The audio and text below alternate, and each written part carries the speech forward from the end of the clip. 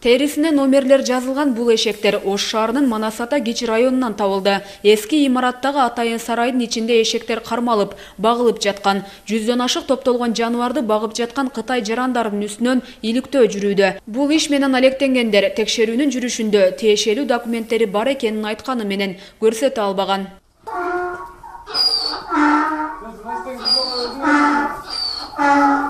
Кытай Республикасына жөнөтөбүз дейт, ушерден заготовка берет.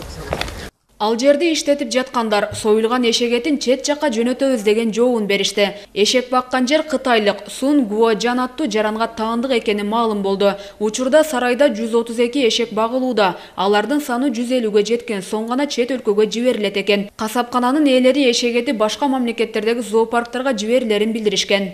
Бул эшектер бияка келет, эч кандай союлбайт, эч кандай сатылбайт, элге залакасы жок. Динге каршы чыккан жерлери жок. Ешкімге елге жесін деп сатпай атабыз. Ошо керектүү тиешелүү жерлерден документтер, уруксаттар алынган. Булар бул жерге келип топтолот, саны 150ге жеткенде карантинный служба деген бар. Келип текшерет, аны орубайбы, ошого карап тазаларын баарын алып чыгып кетишет Кытайга экспорт.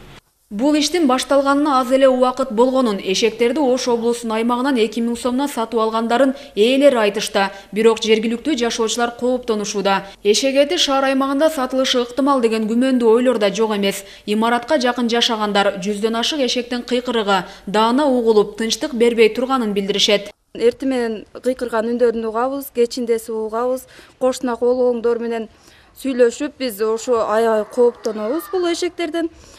Биз мусулман эли болгондуктан бул эшектин эти жеш бизге дагы өтө коркунучтуу. Кечиндеси светтер жаркырап, жанып турганын көрөбүз көбүнчө эле. Ушул жылдын башында Борбор калаада эшектер союлган касапкана табылган. Андагы эттер тамактануучу жайларга жана эт базарларына сатылат деген маалымат тараган. Ошондон тартып коомчулукта нааразы пикирлер айтылып, кээ бирлери көчөдө тамактануудан баш тарткан жайы бар. Ушунчалык кандай адамдар ушундай кылды экен деп ойлонуп, столойго да киргим келбейт чындыгында. Столойго кирген жакта да башка жолдо парашки саткан жерге кирип, баанда неме да калып жегим келбеди. Арам тамакты жегенден көрө өзүнүн ден соолугун ойлогон жакшы адамдар.